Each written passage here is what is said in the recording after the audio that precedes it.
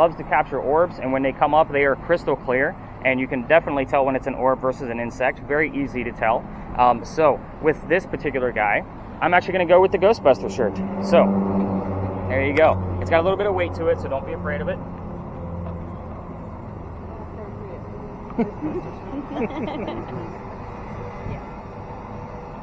Spirit boxes. Yes, we're going to be using several different types of spirit boxes tonight. So spirit boxes, if you're unfamiliar with them, you just got really excited. Yeah. Yes. That's what he wanted. So, if you're unfamiliar with what a spirit box is, it's basically the white noise from your TV shows and your YouTube videos that you guys all watch. And then the host will kind of tell you what he thinks he heard in the middle of it by posting it on the screen. We're going to be doing that in real time. However, finding a disembodied voice like what they show you on television is a rarity. We only capture about 4 or 5 of those a year, and I'm out here 7 nights a week. So whatever they're showing you on TV, I don't want to say it's bogus, but it's bogus. So kind of take that for what it is. The method we're using with this guy is that it is slowed down on purpose. I want the radio chatter to come through. So in the event we can make out a song lyric, a DJ, or a commercial, it's a 50-50 shot that whatever that DJ just said is relevant to the location of where we are, a person in history we're discussing, or even something going on with one of you. It happens all the time. So the cool thing about this one, and I'm sorry boss, I forgot your name. Tim. Tim is going to have an earbud in. It's kind of a good thing because I'm going to make him take out his AirPods, whatever he's listening to on his own. So he's going to be the only one to hear this in real time. So I'm going to be writing down everything he hears in real time, but this is recording the session for all of you to get back tomorrow morning. I'm going to spot check it myself. Wow, just pull right up on the curb. Good thing I wasn't over there, right? See why we came down here, guys? I'm not creating ghosts tonight. I don't need job security. We're good. So I will spot check this tomorrow morning and give you guys like 15 to 25 more markers of things that I captured. In the event something I will label as evidence, it'll have an explanation to the location along with a link for you all to verify the information that I'm telling you. Again, I'm not here to make stuff up. I'm not Zach Bagans, just so you know. So Tim, the only thing you need to worry about is where the volume button is, and also, I don't want these earbuds back. Your earwax is gross, so you get to keep those. The volume button is right here. It's a wheel. I'm going to make sure it's turned all the way down, so pop one of those in and get used to how that guy works.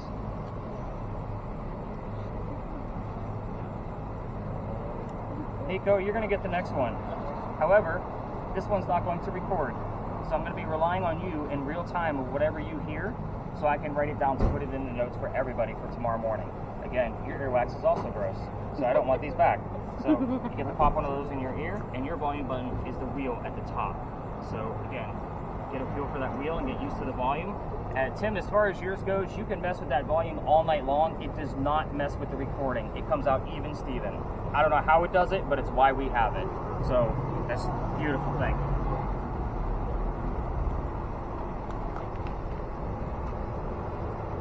I like to put a spirit box pretty much in every group.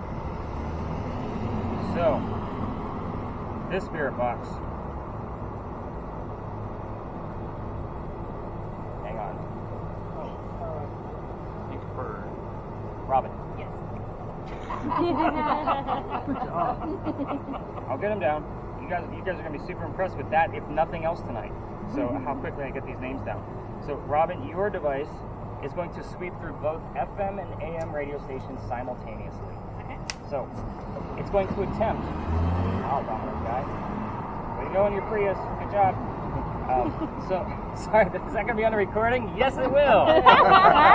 Awesome. So, yours is going to attempt to take out all the white noise that Nico and Tim are listening to, and only give you words. Part of the reason why I'm giving you this is because it doesn't work with earbuds, so it's going to be open air. Greg's device actually has audio recording, so if you miss something, it'll show up on the audio there. The only thing you need to worry about is how to hold it. This is the front. You will be looking at it because the speaker's down here, but the blinking lights are the top. On your right-hand side is a mute button. The mute button is on now because we're going to be near Pony soon, and I don't want to spook them, so I'll let you know when it's safe to unmute it. Okay, cool. Thank you. You're welcome.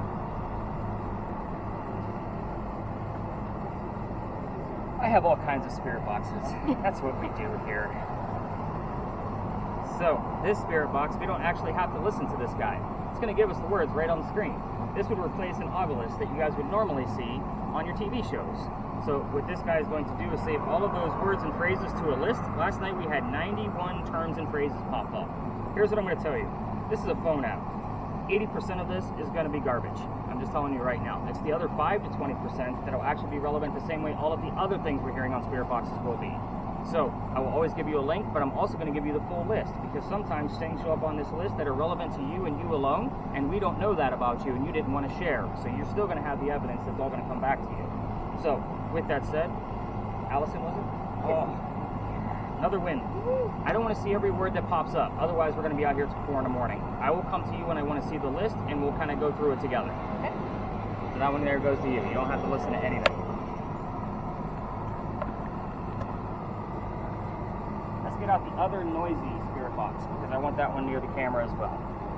Vicky, am I getting that one right? Yes. Aha, another win for me. Impressive. So, yours is going to work the exact same way everybody else's does, but this one's a little bit more old school.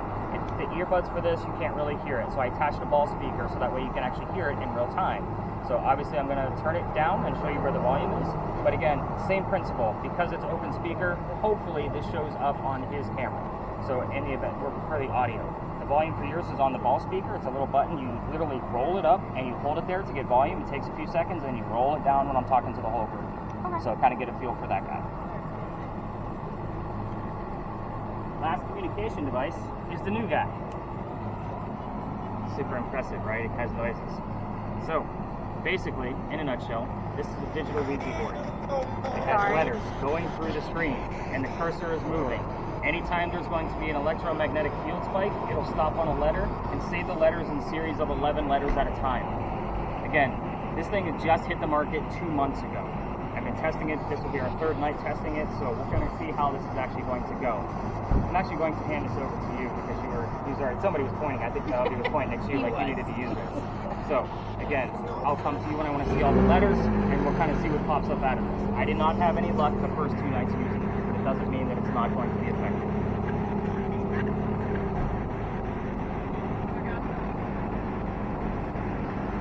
Let's see. All right. You guys have all seen these on television, right? So the little blinky lights. So these are pretty much a necessity when we're doing anything like this, because we need to debunk things. I want to know the fake stuff or stuff that's coming from man-made objects. That's why we use this. The reason why they use it on TV, it's super sensitive, and it only goes to 25 milligauss, and I'll talk more about that later. But anytime something goes to that, which could be your television, it'll make it go to red and, ooh, a ghost is here. We're going to use it to try to debunk parking meters and any kind of other readings that are going on around us. Because this job is so simple, see, now I'm losing your name. Tom. Forget that. So, Tom, you're going to have 2 jobs. So you're going to be literally taking hundreds of pictures. I normally don't hand this to teenagers because they don't know what this guy is. First off, yeah, we'll just put it out there. So tons and tons of pictures with this guy, and of course you're going to tell me any color that you see that shows up on this guy. So again, 2 simple jobs, hundreds and hundreds of pictures. Whenever you're taking pictures, I turned off the flash on purpose. We don't want any false positives, so you have to be very still when you're taking photographs, just so you know. Last but not least, once I get it fired up. What is happening? Give me something easy. I don't want to mess nothing up. You're not going to mess anything up. Everything here is foolproof.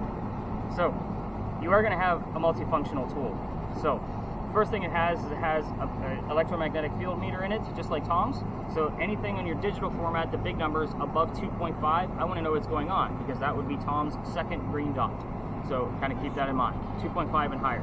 The bottom is just there for at the ready. In the event Greg finds something on his camera, you and I can debunk it with the ambient temperature being measured right here. We don't always have to pay attention to it, we just like to have it at the ready. Last but not least, it has a motion sensor built into it.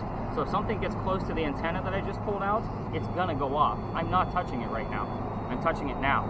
So there's different tones and colors and all kinds of mess that goes in with that. So you and I are going to talk more about that at the first stop that we'll use it. But for now, all you need to know is basically watch the numbers and let me know what kind of pops up with the big set of numbers. 2.5. 2.5 and higher.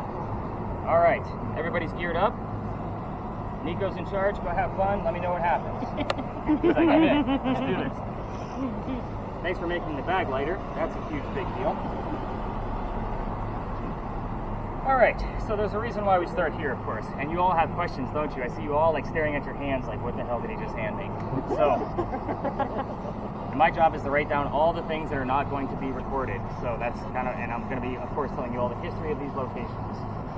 So there's a reason why we start here. Big John's. The place is haunted. Of course it is. That's why we start here. Okay, I'm not just going to drag you out in the middle of Charleston for nothing. This place was owned by a football player. His name was Big John Kennedy. Now you know why it's named Big John's, by the way. He played for the 1947 New York Giants. Whenever I'm giving you the history of a building, I will do my best to slow down on keywords for all of the spirit boxes in play tonight, including yours, because again, I'm going to count that as a spirit box. So the keywords here are going to be 47, New York, Giants, anything relatable to a bar, and the name John.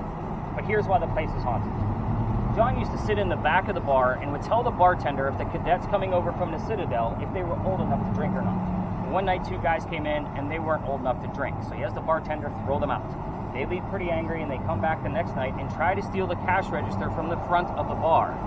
John sees what's going on and he slams down his beer, gets up and starts beating the hell out of these guys, just pounding them right into the floor. They're trying to steal his money. Well, a couple of gunshots went off. John got shot in the neck. Bullet lands behind him in the wall, so it just grazed him. He gets up after being shot, he goes back to the bar and he tells the bartender to get him another beer, gets the 2 guys on the floor, and ambulance. And normally, if I tell you a building is haunted, you automatically think of some kind of tragic death that occurred there. It's not the case here. What's haunting this place is the bullet hole. It's allegedly still here. I say allegedly because the new renovation of Big John's could have filled it in. So, excuse us. In the event that they did fill it in, that means that Big John's blood is now sealed inside of the building. People that sit in the front of this bar tend to get a little queasy, nauseous, or headache. This is the heated warning of the reason why we start here. It is very hot and humid. We will always blame the weather first. But if anybody feels any of those symptoms of nausea, dizziness, stomach ache, anything like that at all, I kind of need to know so we can move the whole group and get that person to safety, a bottle of water, whatever we have. It's going to be paranormal, but we always take safety precautions first. Is that fair? Again, I'm not Zach Bagans. I'm not going to keep making stuff up. That's not what I do. So let's get our minds off our own health, because you guys all really got serious then. We were all laughing and joking around, and now we're like, oh, he's talking about us getting sick. Vicky's like, yeah, what the hell did we sign up for? I'm like, you're like a little worried.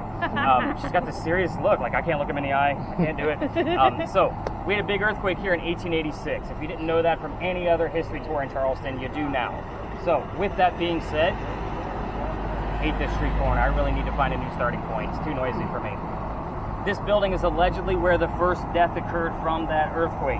The white man's who you see in the middle of the building, cracked off in the front, hit somebody in the back of the head, and they say it killed him. You could see his ghost in the middle of East Bay Street in the middle of the night. I said allegedly a lot with that because I don't have any proof. It's just a great segue so Vicky's not thinking about getting sick on the tour.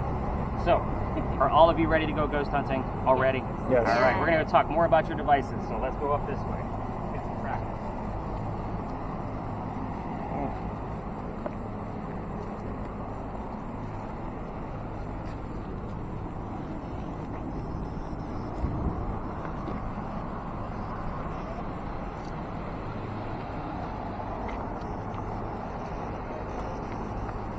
Spooked horses.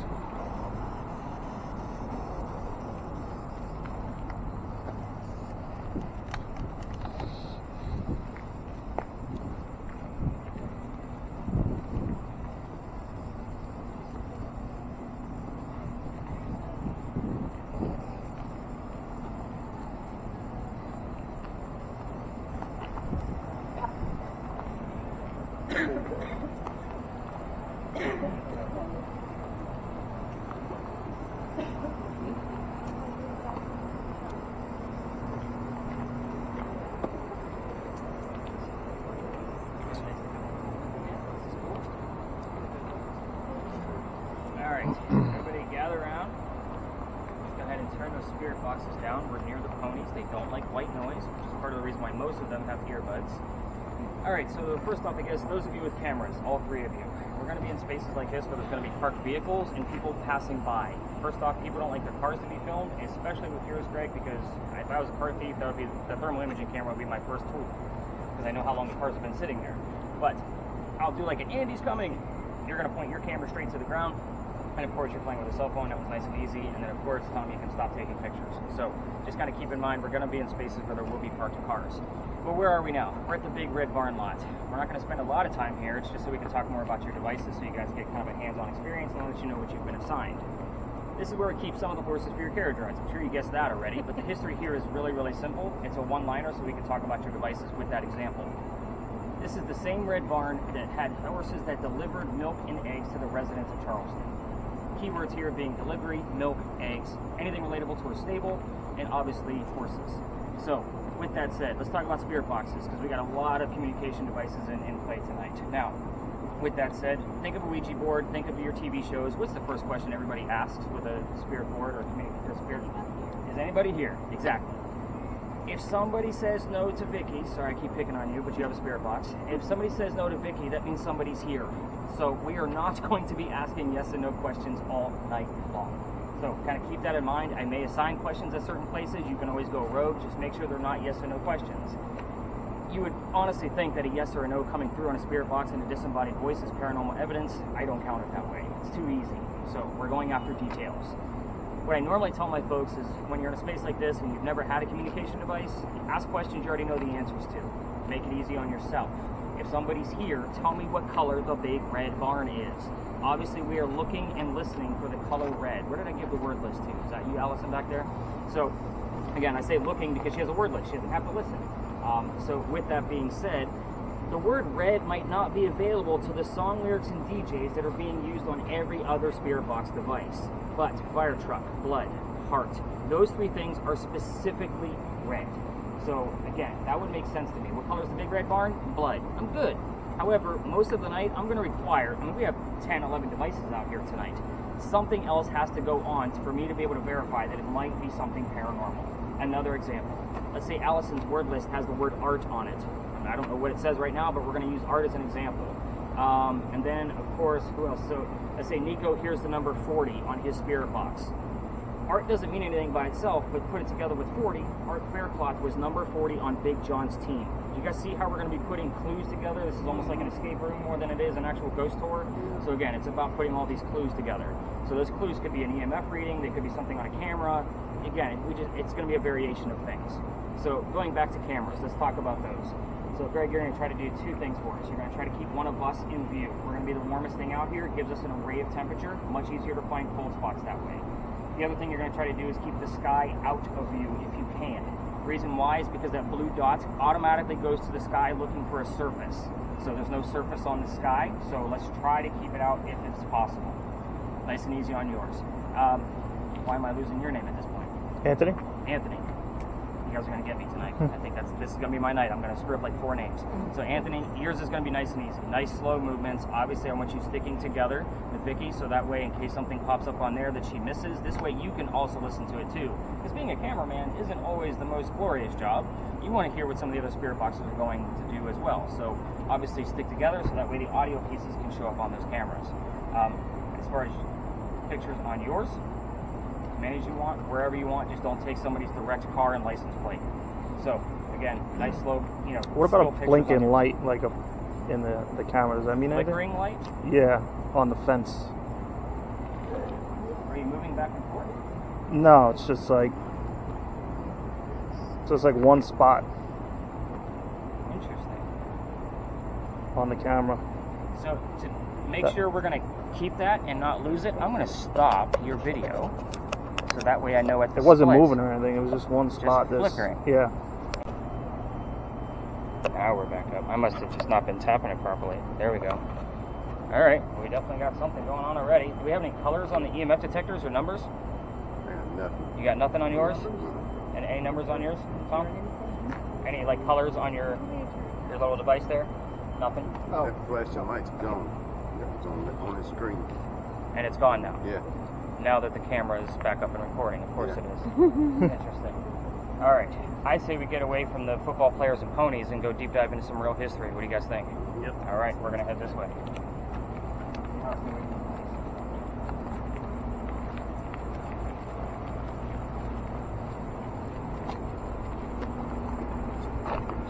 I don't know what it was. There was something going on.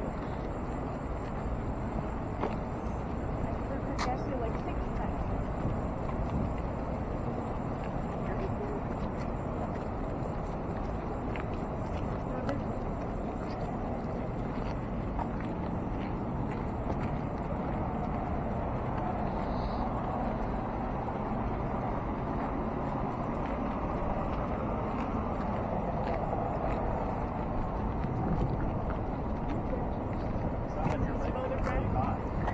I was waiting for that joke. Yeah. So it happens pretty much on a nightly basis. That's why I stole it back. Yeah. I'm like, I'm just gonna use it for me because I get bridal parties on this thing too, and it kills, especially when they show up a little tipsy. Yeah. It's a good night. So, welcome to your first space.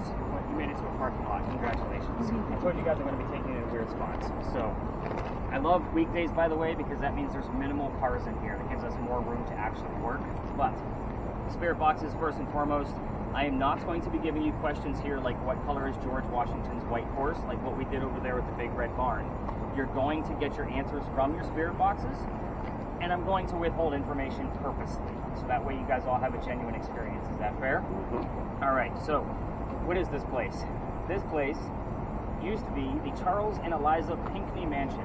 It actually sat in the front, the mansion did, on the front of the space facing East Bay Street.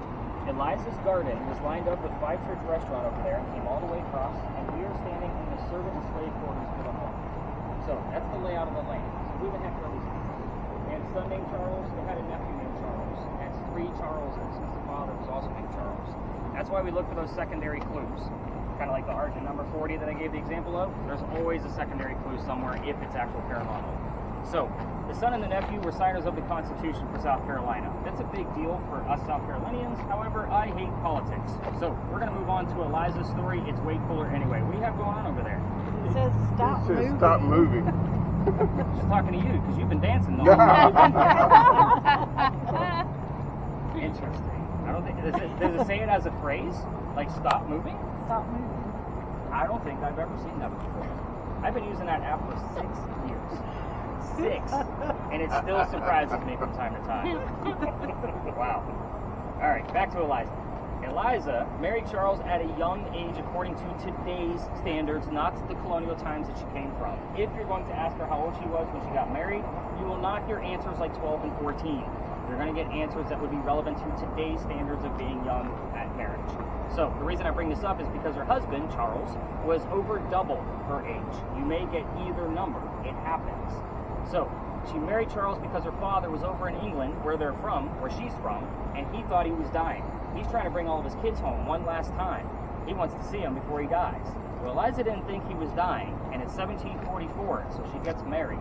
You don't get married in 1744 when you're an immigrant because we're not even a country. So again, there's no such thing. She did marry Charles out of love, just so you guys know. But she was right. Dad got better, and he starts sending her gifts to this space. One of the gifts happened to be the plant seeds of indigo. You guys have been in town for at least an hour that I know of, because you had to travel to come see me. You've seen the word indigo in that hour. I can almost guarantee it. Now, indigo is a plant that makes blue dye that makes our blue jeans blue. So you're wearing it right now. So that's how we use it today. But when Eliza got it, she had no idea what to do with it. She had to learn from her slaves how to keep it cultivated. It's not always hot here.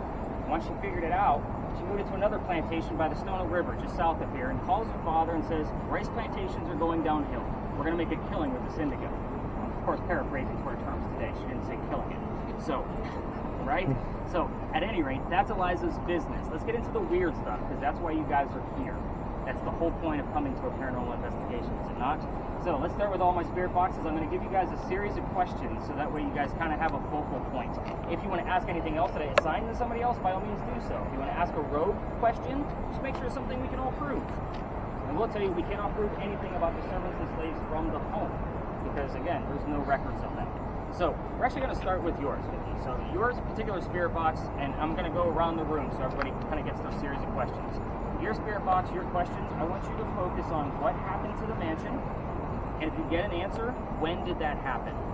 So of course we're looking for a date, a month, a year, something relevant to when that tragedy actually occurred. Robin, your spirit box. What am I doing? Stick to the ages of the marriage, like how old either one of them was, and how long they were married. So you're basically focused on numbers. So that's kind of a new experiment since we literally have all these new devices out. Let's see, where's my next one? So, Tim, was it? Yes. All right, so that's, I think I was getting confused between Tim and Tom. So, Tim, I want you to focus on the children as far as yours goes. Ask how many children there were and what their names were. Nothing else. Reason being, there's a tragedy among those kids. If we poke the bear, and we're all going to know it because you're the only one with that series of questions, all activity stops. Like, flat out. It all stops, including any EMF readings that we're going to get in this space throughout the evening. Allison. Sorry, I had to think for a second. Your device. So quick, a little bit more background on Eliza. She was the second wife named Eliza. The first wife died in January of the same year that he married the one that I just spoke of in May. So the first one dies in January of 1744. 5 months later, he marries Eliza, the one I just spoke about. They both have a maiden name that starts with the letter L. Which Eliza are we dealing with? Ask about the maiden names. So we'll kind of see what pops up out of that. If you want to ask anything else too, because your device kind of gives us a free-for-all of thing, because it's an open dictionary. I want you to kind of focus on anything else too that I kind of mentioned here. Because I want you, well, actually we can kind of work these two together. This might actually work out. So between the two of you, I want you to focus on Eliza's death. How old she was when she died, what did she die from, where she's buried, and what president was the pallbearer at her funeral. So again, between the two of you, like that's a lot of questions to kind of work out. And if you want to play with numbers on yours, simply turn the dial. Or you can see this one. And it'll do the exact same thing. You can move between yes or no. So it's up to you. Turn the dial left or right to get the letters or the numbers. Yes. It just came up with here saying charge. Charge? And stop moving the whole time until now. It's changed to charge. Didn't he tell us to charge a ghost when one is here? Yes, he did. Oh my gosh, yeah. So, the word charge just showed up on Allison's device. So, we're going to see if it says ghost after that or your name. Who knows? It might actually pop up. And again, you have a very unique name that we don't hear every day. So again, if your name It shows just up, changed to arrive. you have arrived, Eliza. You're going to let us talk to you tonight. She's kind of lighthearted the past 2 weeks. I'm just going to say that. We're going to see what happens. Why am I missing your name, Mr. Hat? Steve. Steve. I got to work with Steve for just a few moments. No, it's this style. Oh, wait. I misread that. I'm talking about a stylish hat. Just waiting for something to happen, everybody. So, Steve, I'm going to work with you for a few minutes while everybody starts to spread out. Just keep in mind, folks, there are 2 vehicles in here, and they probably belong to people that work downtown. They may be coming to their cars, so don't go near the vehicles. That's the only thing I'm going to ask when we're in this space. But let's spread out. Steve, you're going to stay back with me. Okay. All right. Nice slow movements. You're going to do. It's the only button on the right. Nope. Keep going down. Push it. Right there. Got it? Go ahead and unmute it and get it.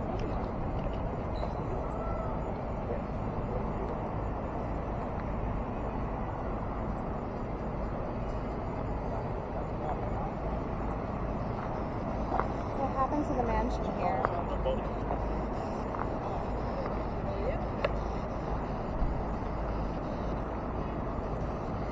What happened to the mansion here?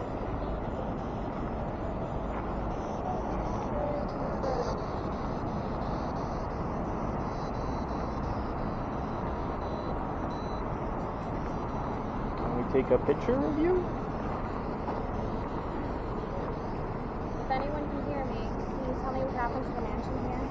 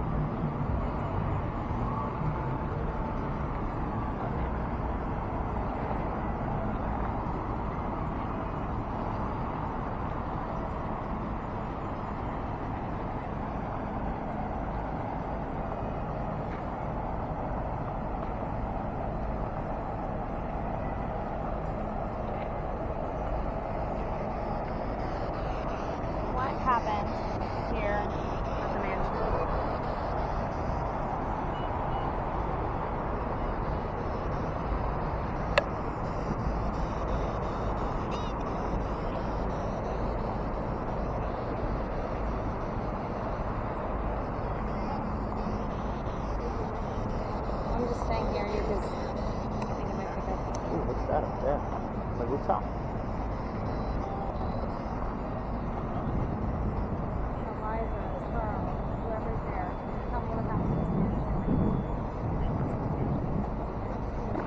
Experimenting with yours tonight just to kind of see what happens.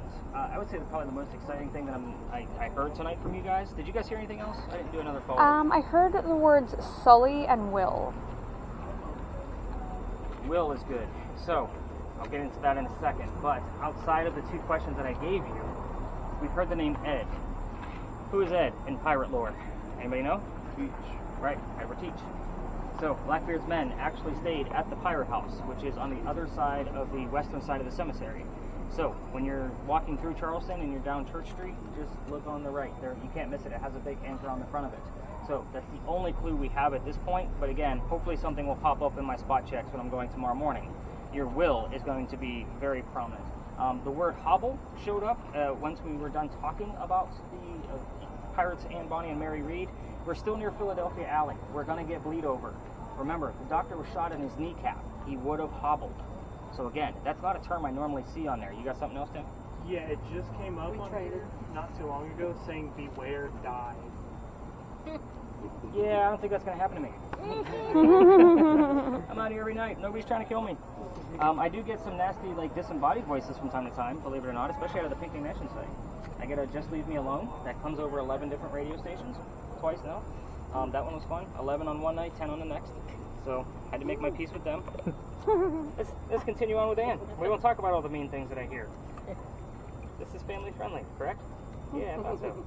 So, Anne Bonny, her mugshot. The one I'm going to show you is one of the few pictures you can find of her with a shirt on. Reason why is because she used to bare her breast to show men that they were just killed by a woman. So, am I correct in that? Yes. So, we get teenage boys on this. We don't need angry moms leaving here going, that guy just showed a bare-chested woman to my son. So, the names of her parents, William Cormack and Mary Brennan. None of you are expecting a secondary Mary. When we do get the name Will or William, it's almost like a 75% chance we're also going to get the name Mary to kind of prove it's that specific Mary. So, very interesting. I'm very excited about that. Let's see. Calico Jack. I always show you what he looked like because this is the real person that they based Captain Jack Sparrow off of, and everybody likes to see him, but I also like to explain his name. His real name is John Rackham, remember. Calico Jack was because these of the jackets that he wore. They came from the British captains that he killed. So, fancy jacket, Calico Jack. That's where that came from. So, the name of his ship was the Kingston. That was the one that Anne and Mary were aboard. I wasn't expecting really Kingston to come through on most of your spirit boxes.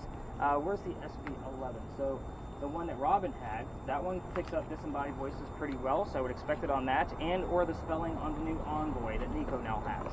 So again, I look for those type of things as we're kind of going through. Can I take a quick peek at your letters? Bless you. Thank you. Yeah, Sorry. nothing on that guy.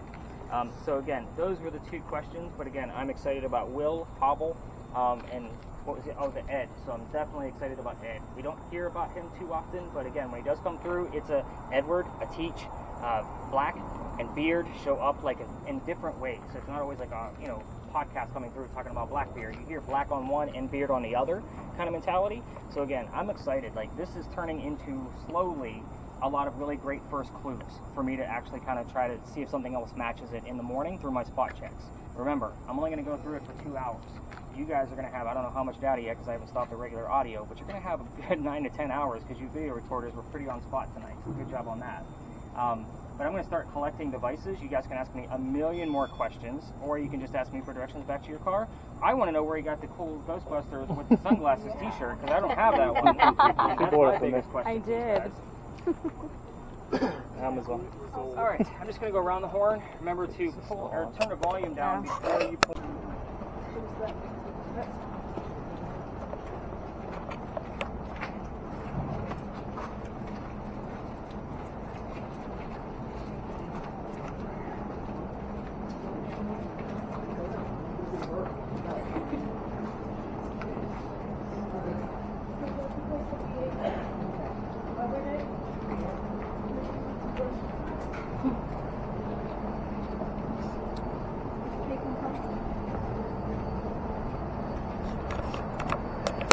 we're going to see tours go in and out of there. So what is this place? Did you guys go down there yesterday? Oh, really? This is a staple normally for ghost tours. Of course, I'm going to tell you the same story that every other ghost tour tells, but I'm going to give you a lot more detail because you're ghost hunting. You guys need all those details that they're not going to tell you. So this is Philadelphia Alley. This used to be called Duelers Alley. This is where some of the duels used to occur for the city of Charleston. So, you guys heard this one before? So, gotcha. So we all tell this one story like I said, but here's how this one goes. We all well, actually I should point out, we all tell the same duel, because we can prove that it actually occurred. So, the story is that there was a doctor that moved down here from Rhode Island. His name is Joseph Brown Ladd. He moves down here because he's supposed to get married to his fiancée, Amanda. Amanda just inherited a bunch of money from her dead parents. She has an attorney helping her out with all of this cash flow. The attorney thinks that the doctor is just after Amanda's money, so he tells Amanda to get rid of the doctor. Dr. Ladd moves to Charleston to prove that he's not after Amanda's money. So as he's coming into town, a coachman set him up to be robbed and killed. It wasn't a very good start at his stay in Charleston, but somebody was walking by and saw what was about to go down, and his name was Ralph Isaacs. I'm going to stop on Ralph because we're ghost hunting. Initials mean something.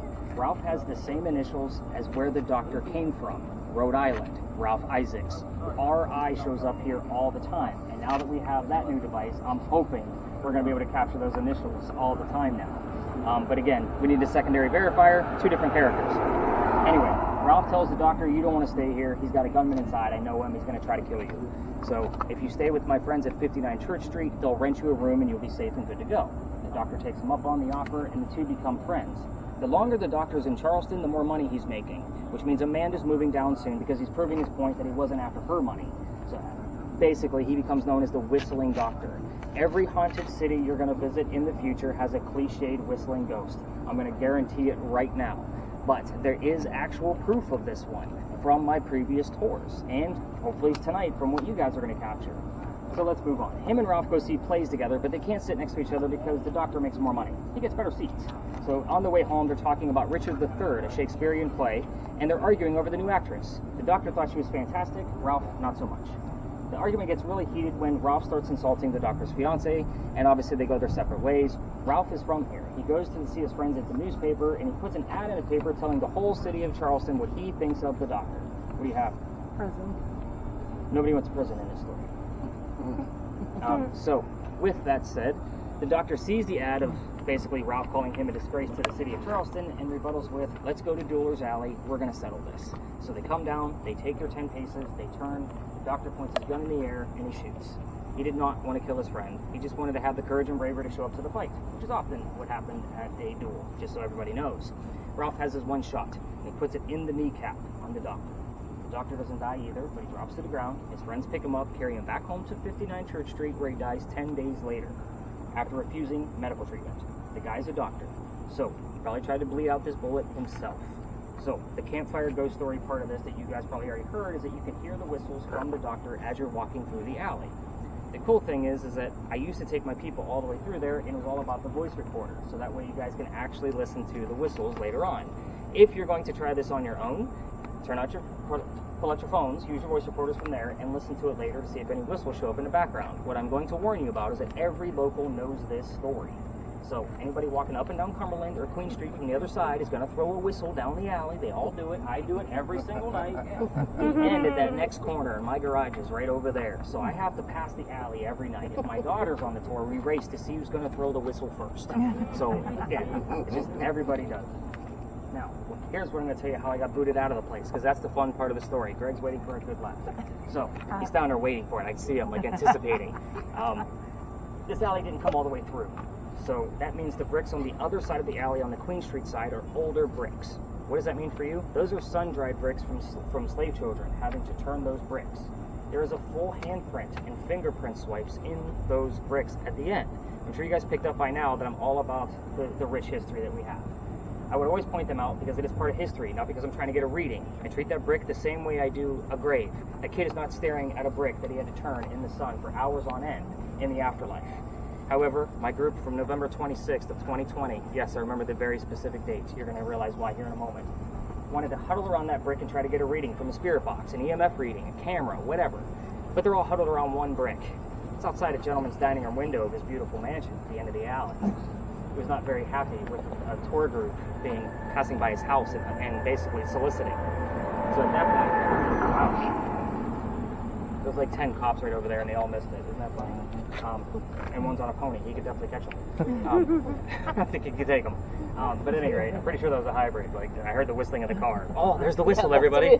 So you heard the background of your audio. So, but anyway, the gentleman was not happy with us. We moved on. The next day was Thanksgiving of that year, November 27th. I did not have a tour. Most of you know I worked in retail for over 20 years. I finally took a Thanksgiving off. You can understand why. The next day was November 28th.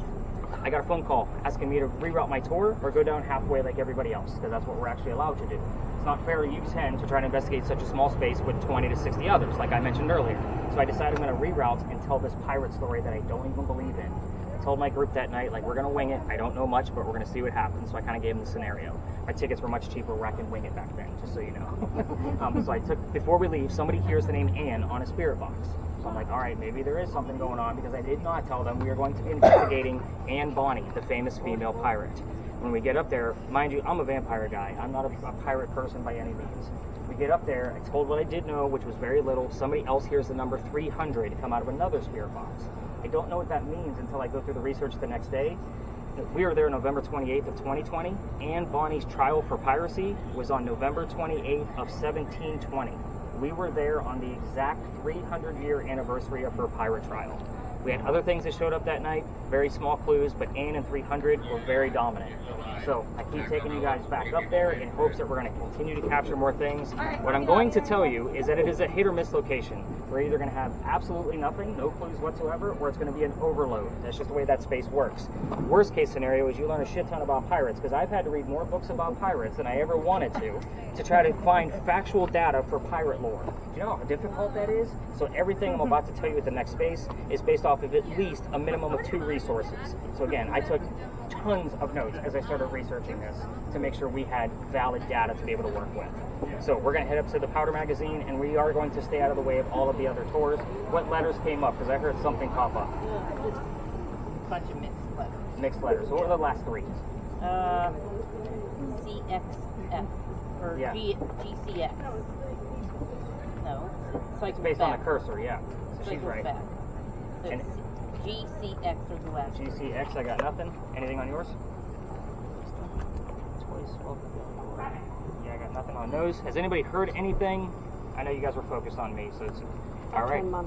Perfect. All right, so continue to listen. Those of you filming, if you want to continue, by all means do so very discreetly, because we're going to a very popular corner.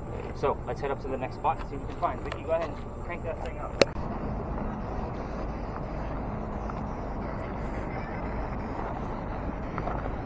Lots of roots out on the place.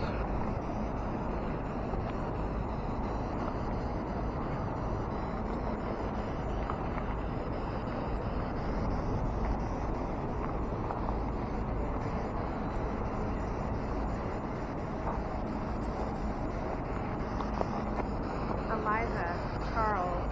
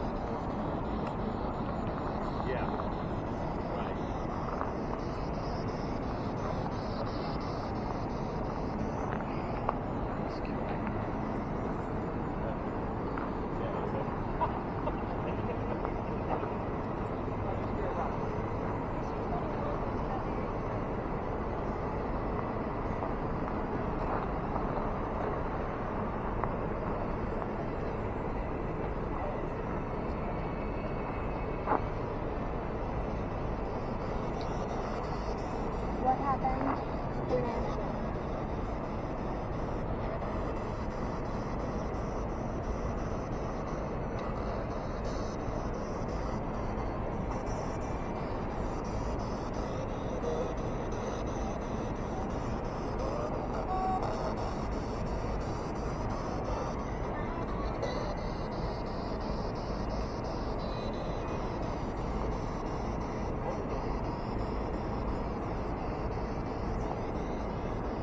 feel like I just heard bulldoze, but I could be wrong. He's gonna look at it right at the end.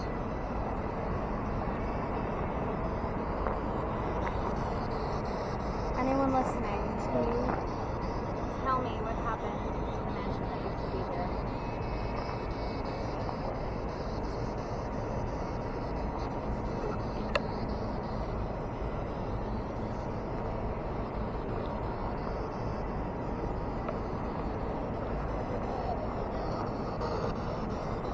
What happened to the mansion that used to be here? A bust? I don't know. Sounds like a Mexican station trying to get through.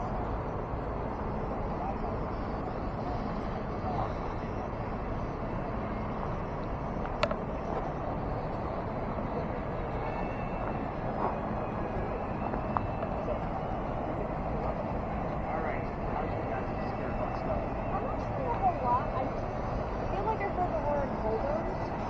Bulldoze? And a little earlier, I thought I heard something about surf or died, surf, and then died. And then everything else has been like instrumental music and white noise. Okay.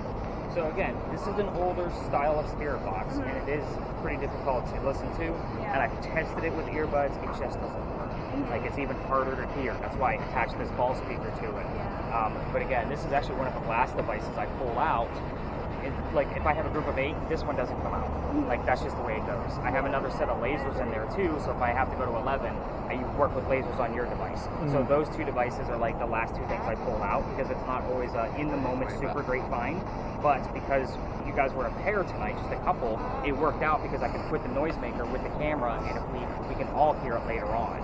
So again, it's going to be, I think, a pretty decent match when you're watching that video. You're going to be able to hear that in the background, and words are going to hopefully pop through. Okay. That's part of the reason why I paired these devices up together the way that I did. And by all means, move them around. So if you get tired of holding the camera, take the spirit box, take his camera, flip it, just keep it within your party. It's the only thing I ask, because everything gets sanitized twice a day.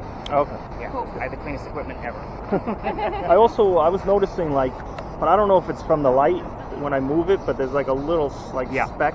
That's from the It light. stays there. Yep. Okay. It pretty much moves with your camera. So whenever I'm trying to debunk a lot of things, I look at the camera movement, because if there's something moving in the same speed as the camera, it's obviously a light flare of some sort. Oh, okay. But because you're working with light you can't see, that one is always there, and it kind of looks like a little, like It a half looks like moon. Yeah. And it moves with it. Yep, it always moves in the same direction. Oh, okay. Nice. You want to do the camera? I'll do this thing? Do you want to switch it up? Yeah. Maybe it'll be more responsive to you asking questions. What was the questions I had? What happened to the mansion and when did it happen? What happened to the mansion?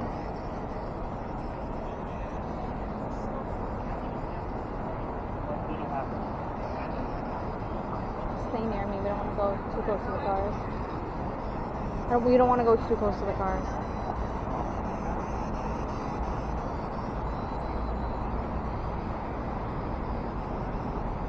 When did it happen?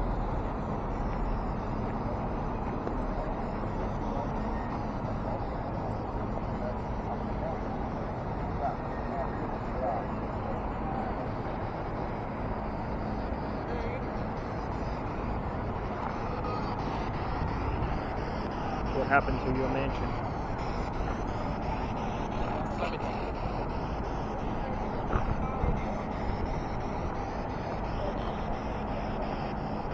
When did it happen?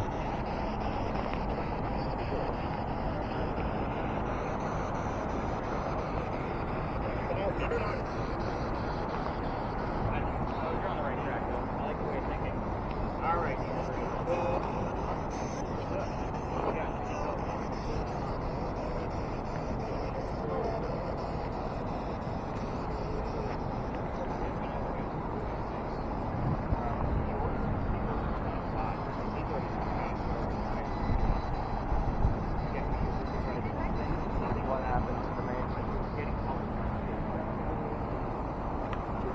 Want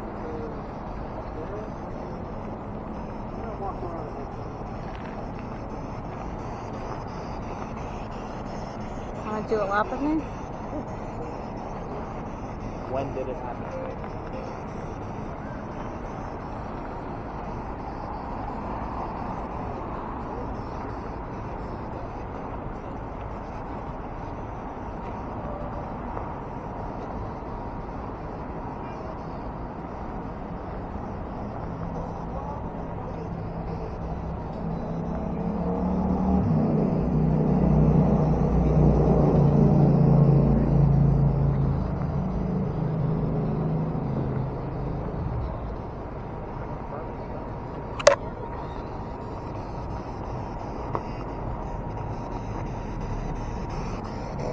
Soon possible.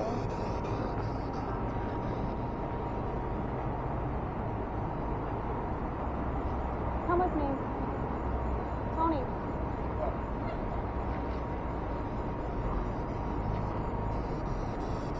Trying to, might pick up stuff we can't hear.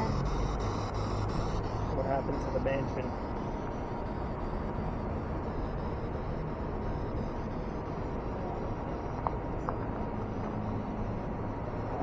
I think I heard the word summer. I heard summer. Yeah, but it was somebody. It was a song. But sometimes I think the words cycle through that are relevant at times. You may not always hear it, but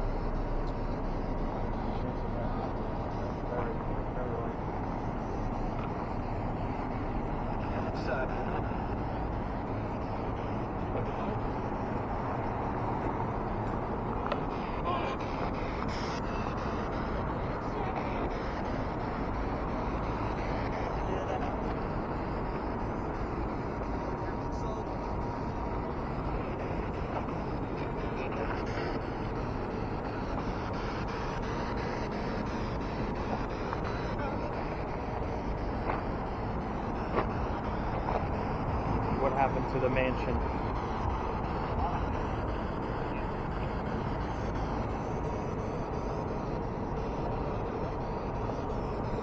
When did it happen?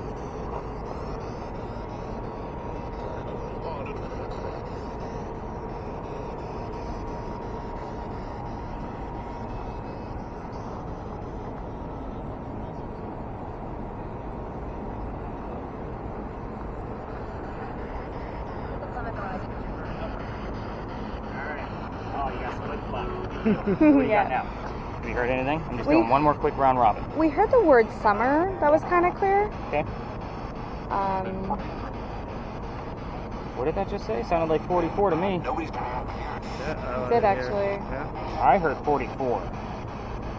So you'll have to listen to this audio or that audio to be able to verify it, but I am going to write it down. And then I heard nobody after that.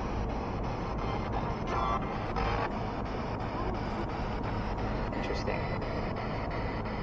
All right, I'm going to follow up with the other team on the word list real quick, and I'm going to pull us back to the back again to kind of give you guys all the answers, and we'll stop the videos and kind of give everybody's hands a rest. Because again, those cameras are not.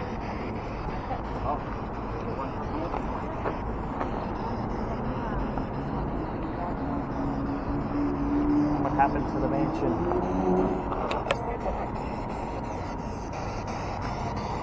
When did it happen? Soul.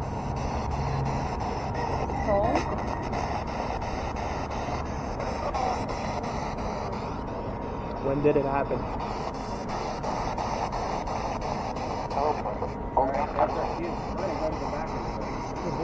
I know. Hard to hear.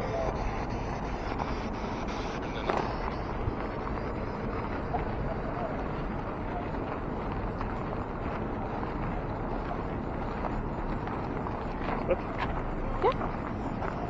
my camera's better.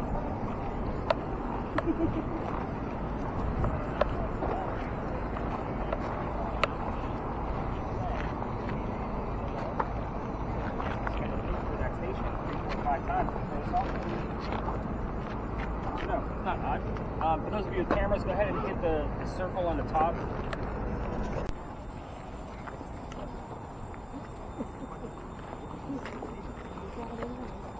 Yeah, and when you're standing beside the church, you can see the front of the cross.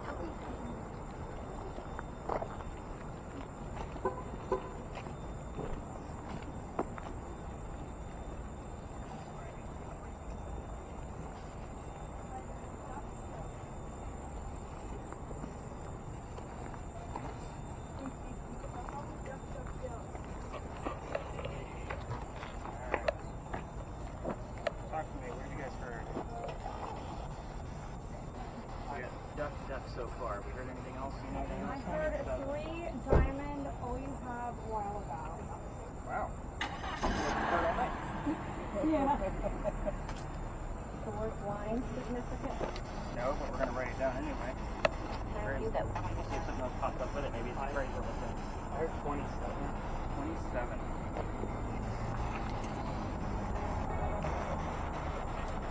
Oh, nope. Sorry, you had me going there for a second. There's a million stories right here, so I have to like rattle through my brain real quick. Alright, so let's kind of get into what we're doing here. Let's go ahead and turn down those loud spirit boxes. That's going to keep the REM off for a few minutes till I get you guys through the history here. We're going to see other tours like cutting through and going through that gate, just so you guys kind of have that feel. Any letters pop up on yours? R. R. I just heard 43 as I was turning it down.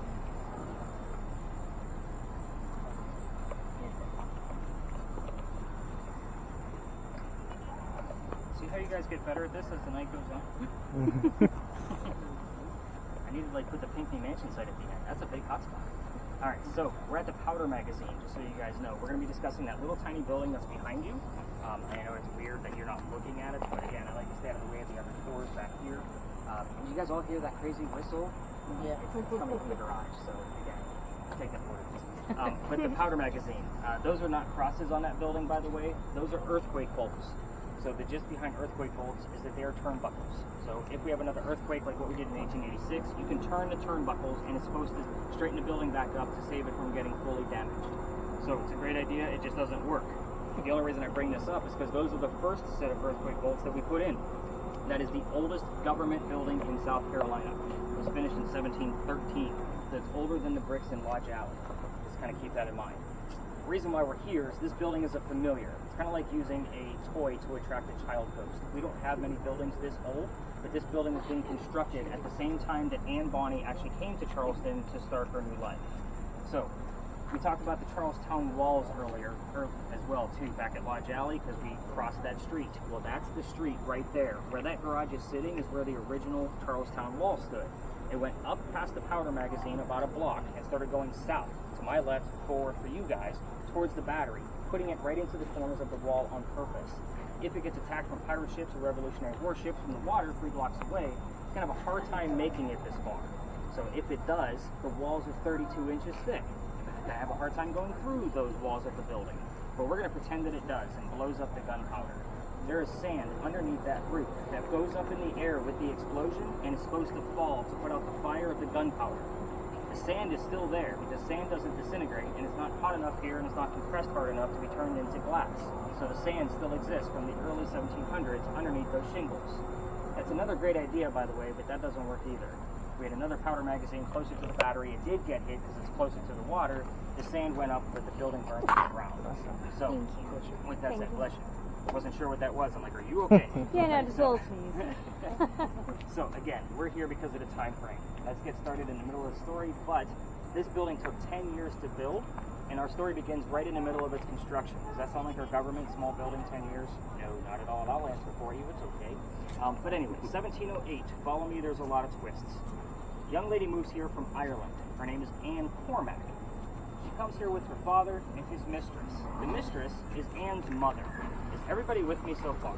If I don't slow down on this part, you guys get all kinds of mixed up and I have to repeat it. Now, the 3 of them coming here are running away from his wife. How angry was she that you got to leave your country?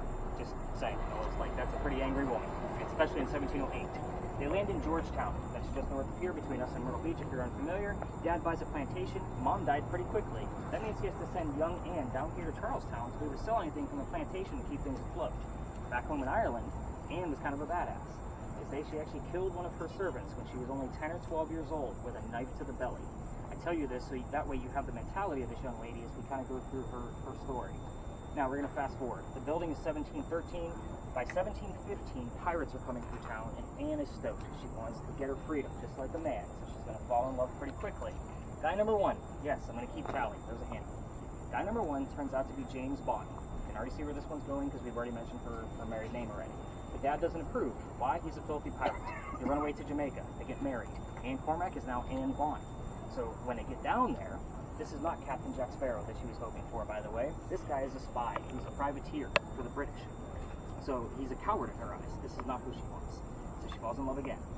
A few years later. Next guy, number 2, John Rackham, aka Calico Jack. This is the real Captain Jack Sparrow that they based the character off of, just so you guys know. So Calico Jack has his own ship and wants to be part of it. You can't put a girl on the crew. Does anybody know why you don't put a girl on a pirate ship? Bad luck. Bad luck, right. So he makes a deal with her. If you dress like a guy, you could be part of the crew, but you're going to be a female in my quarters. She's okay with this. Why? Because Dad used to cross-dress her as a boy back home in Ireland to keep her away from his wife. So she's like, whatever, let's do this. It's a man's world, I'm a pirate now. So most of us are adults, we can put 2 and 2 together. Her being a female in his quarters, she's eventually going to get pregnant. You can't have a pregnant pirate dude on the crew. Somebody's going to figure out that she's a girl, and they're going to vote Jack off the ship. So Jack decides he's going to drop her off in Cuba. Go have the baby over here. Come back later, we'll figure it out. She goes and has the baby, but returns with no baby. We have no idea what happened to this first child. She's also dressed like a female. She doesn't give a damn anymore about hiding her gender. This makes Jack pretty angry, and while she was gone giving birth to his baby, he captured another pirate crew. They're down below deck, and she's going to go flirting to make him even more mad, because that's what Anne does. Guy number 3. Guy number 3 turns out to be a female, dressed like a guy, to be part of the pirate crew that Calico Jack just captured. Now we have 2 females, dressed like males, on the same pirate ship, trying to be pirates. Her name is Mary Reed. She went by Mark Reed to become a pirate. Now, her and Mary become friends, possibly lovers. We're never going to know for certain, but the British find out where they are. They send their army, their navy of ships to come down and take down the one pirate ship. Anne and Mary are the only 2 pirates not drunk enough to come up with a fight with their 1-bullet flintlocks because they don't know how to use the cannons yet. So again, they haven't been pirates for very long. They're obviously going to get taken. 2 ladies with 1-bullet flintlocks are not going to take down a fleet of ships. That's just not the way it's going to go. So as they're being arrested, she looks at her captain, her beau, Calico Jack, and says, "You should have fought like a man instead of being hanged like a dog." The word dog shows up on your spirit boxes all the time, by the way. The judge, he wants to see the 2 men that fought back so valiantly on their own. So that's after he's already tried and hung Calico Jack and the drunk pirates that wouldn't come up to fight. So they're dead and gone. The 2 ladies go in front and reveal their gender, hoping to save themselves, and he doesn't care that they're female. He still thinks they're pirates. He's going to hang them anyway. "We plead our bellies" was the last thing they screamed out to this judge. By the way, that judge has my name. So if you guys hear my name on your spirit boxes, it's relative to him, not me. So you can't hang a pregnant woman in 1720. He delays their hanging, and he sends them both back to jail. Now, Anne's dad is still here in the Charlestown area with all of his Irish money because he was an attorney back home. He's got some cash stashed away. He bails out Anne, brings her back home. She remarries. That's husband number 2, but guy number 4, because we're going to count Mary Reed. We don't know for sure. And she has 4 children and dies at the age of 84. Yes, very abrupt ending. Mary Reed dies a year later, 1721, in that Jamaican jail from whatever pirates died from in a Jamaican jail. Most reports will tell you it was fever, but I'm sure it was very scurvous and gross and nasty. Use your imagination. I left out 2 things, because you guys all know what you're doing by now with all of your devices. The only things I left out to get you your questioning started for your spirit box work is the name of Anne Bonny's parents. I left those out on purpose. That's the father and the mistress, and I left out the name of Calico Jack's ship. So, you can start with those questions, but I am going to steer you for one more moment, because there's another reason why I give you guys that heated warning at the very beginning. Back in September, when it wasn't this drenching, wet, humid, hot, I brought my group back here, about 8 or 9 people. The kid next to me goes white as a ghost. Like, literally. I have to pick him up by his armpits to keep him from hitting his head on the ground. His boyfriend picks him up from the other side of him, and we get him over to that brick wall. There's a little ledge. He can sit down. Bottle of water, feeling better. I then tell the story that I just told you. They don't know anything about Anne Bonny yet. I spread everybody out with their devices, and they pull me aside and say, "Nick, we have to tell you, we are 2 transgender males," meaning I had 2 females dressed as males, just like Anne and Mary in the story, on my tour. And it now made complete sense to us as to why one of them felt faint once we got into the States. Perfectly fine once we left. So again, these are things I can't make up. These are the things that happen on my tours. And I can't make any sense of them whatsoever other than the location of where we are. Did we actually have a good night that night in this location? We did. There was a lot going on. High EMS, all kinds of things going on. Those of you with cameras, back to our devices. If you want to go see the front of the powder magazine and get some footage, you have to exit the lot and make a left in front of those hedges. The only thing I'll ask is don't interrupt the other tours. If there's a group there, let them tell their story and move on. We don't want to interrupt to get our footage. I'm going to be hanging out by that wall and then bouncing around with all of you, kind of giving you guys a few minutes to get your questions out there and see what you guys got going on. Steve, as far as your device, ask Anne what color her hair is. Tom, that goes for you too. We don't normally get readings that way, but and have red hair. I'm just going to put it out there. If you get a red reading by asking the question, motion sensor. I'm testing with Tom's because I've never done it with your device, you know, in that fashion. Keep in mind, the two of you, the closer you get to those bushes, parking meters on the other side, 2 electrical poles in the corner. Don't get excited. So again, I'll always debunk things ahead of time. But yeah, we're going to spread out in here and let's have some fun. That's our last stop, guys. Let's do this. Wow, you guys are all super quiet.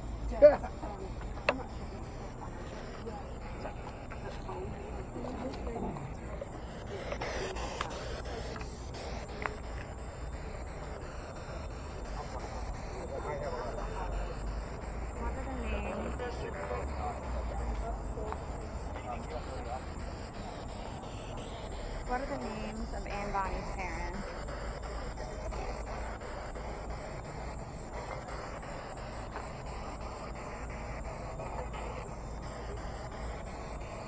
What are the names of Anne Bonny's parents?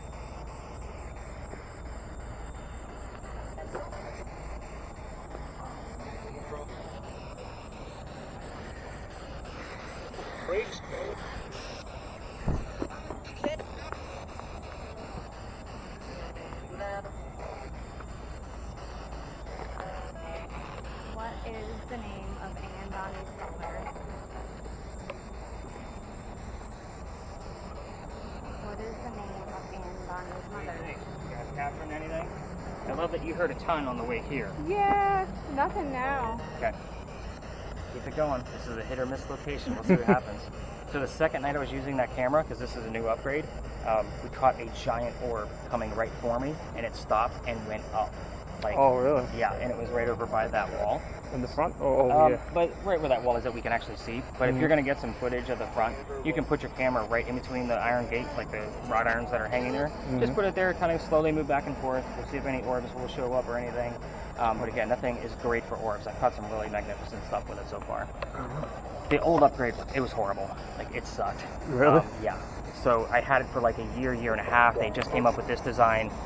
And I changed the lighting source. Like, the other light source was pretty large. It had bulbs on it. You had that weird, like, round light that you can see on the camera. With this, using torches, it actually illuminates the whole screen. I'm actually going to add another one because you can see the hot shoe at the top.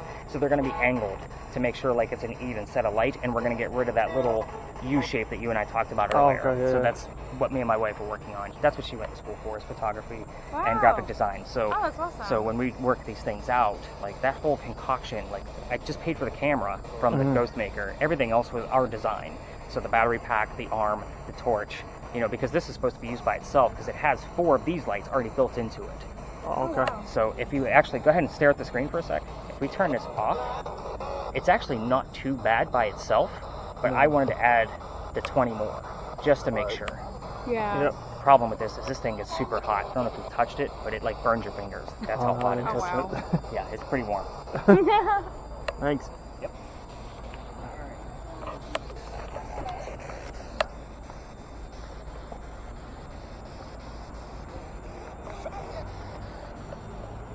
What is the name of Calico Jack's ship?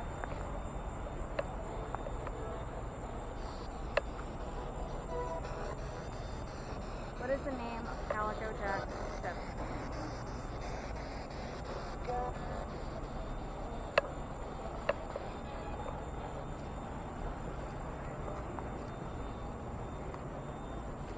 What is the name of Calico Jack's ship?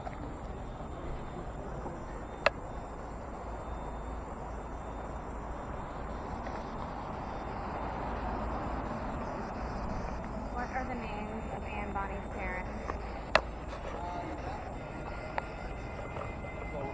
What are the names of Anne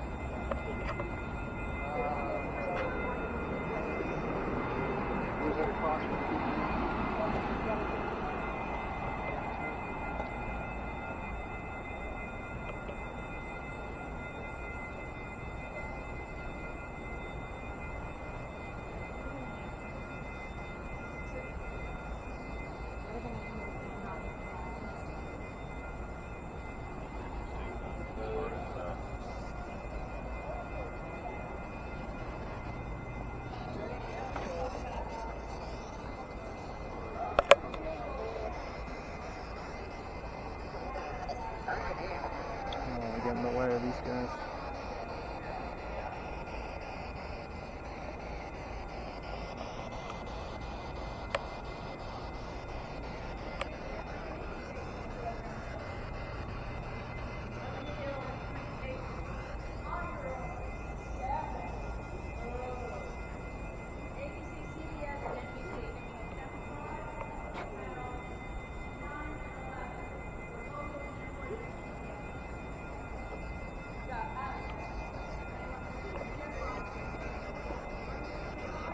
are the names of Anne Bonny's parents?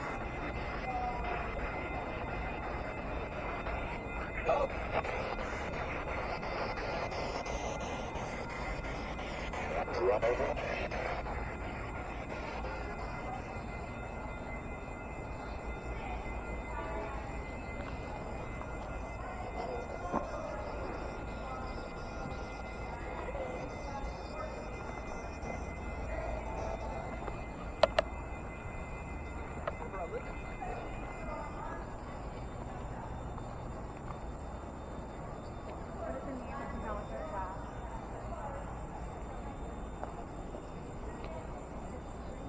You want to switch it up? Calico Jack. Camera? Sure. I heard the word Sully. I don't know if that is of any significance. What was the other question? What is the name of Calico Jack's ship? Color of the hair? What are the parents, Anne Bonny's parents' names? And what color is her hair? Anne Bonny's hair. What was her real name? Anne Clark? What? Anne Clark? Anne Clark? I forgot the maiden name. Oh, wait. I think that was one of the questions, was the maiden name. No, what were the parents' name? Yeah.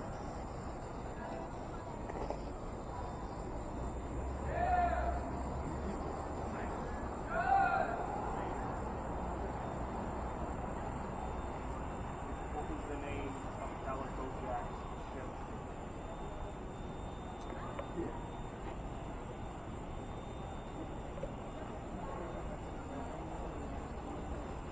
What was the name of Calico Jack's ship?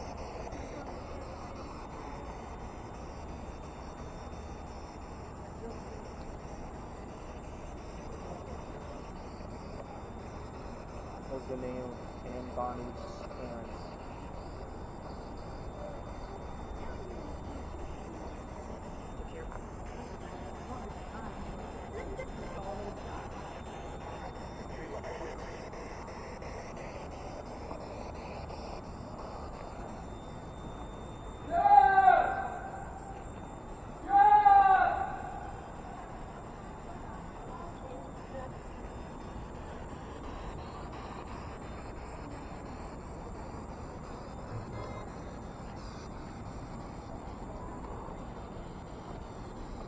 What was the name of Calico Jack's ship?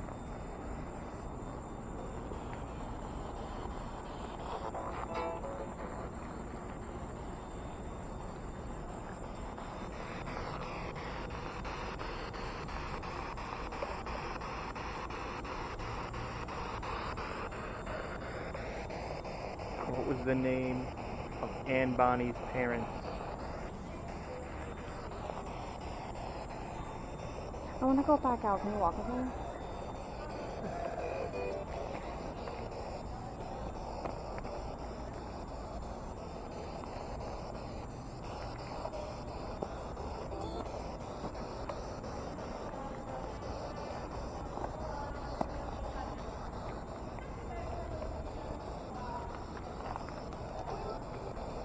Will. I heard Will. Will.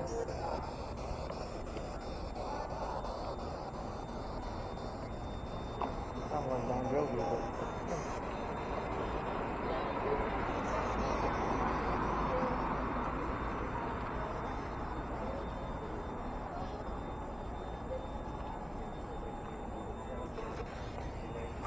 what was the name of Calico Jack's ship?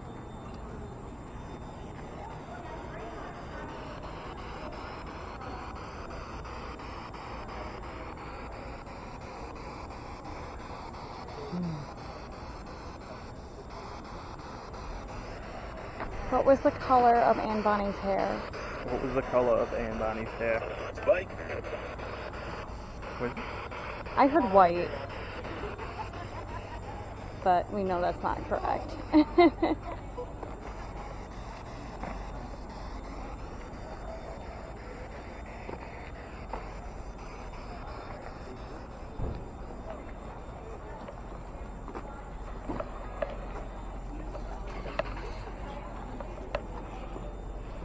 Alright, so here's what I'm probably most excited about. Did anybody get a red on their EMF when you guys asked about Ann Bonnie's hair color? Nothing? Okay. I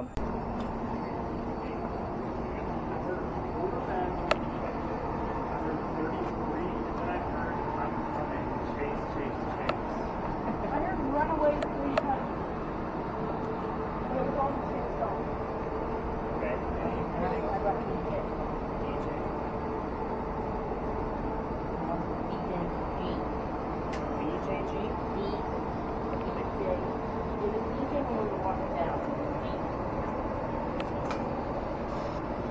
Vicky, you got anything on yours? No. Can't hear anything all the way. Nothing on your feelings? Okay. Interesting set. But, kind of talk about this page. Go ahead and turn off that red pod here. We're going to keep our loudspeaker boxes either just close enough to where you guys can hear them. If you aren't excluded over, we don't think somebody's occupying that room, so we're not going to be here very long. So the lights are on. Where are we? This is Lodge Alley. We crossed that last crosswalk coming down East Bay Street. That's where the original Charlestown Wall used to be. You're standing on one of the first streets we ever had. The reason why I'm asking you all for names here is because I have the full list of residents of every person that ever lived down here. To impress because it's not a lengthy list. Only 2 to 5 people live down here at a time. The weird thing is that every 6 to 7 weeks I get the same 2 names. In that loop, we're on week 6 right now, and I see you already have a reading. Do you have any numbers showing up on your sheet? 111? Okay. Interesting. We're going to actually experiment with both your devices in this location, and let me tell you why I hear those names. So Benjamin and John are the 2 names that I normally hear. Hey, John is a very common name. John likes to give us his last name, Johnson. At the same night, we hear Ben and John. So yes, John's last name is Johnson, so John Johnson is his full name. We do get all 3 of those names at the same night. They both lived here in 1801. Again, I get those same names every 6 to 7 weeks. I can't pinpoint it to a day. But right now we're on week 6 because I do keep track of it. Here's why I think this is happening. You're standing on Belgian blocks. These blocks have been here since 1739 that we know of.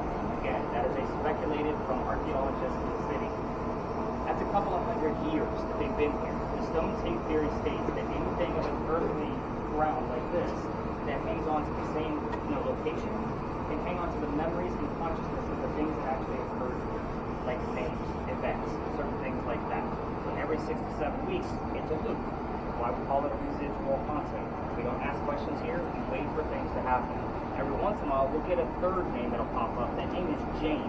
That is a 3rd person out of 5 that lived here in 1801. I don't find it coincidental that I get the same names every 6 to 7 weeks.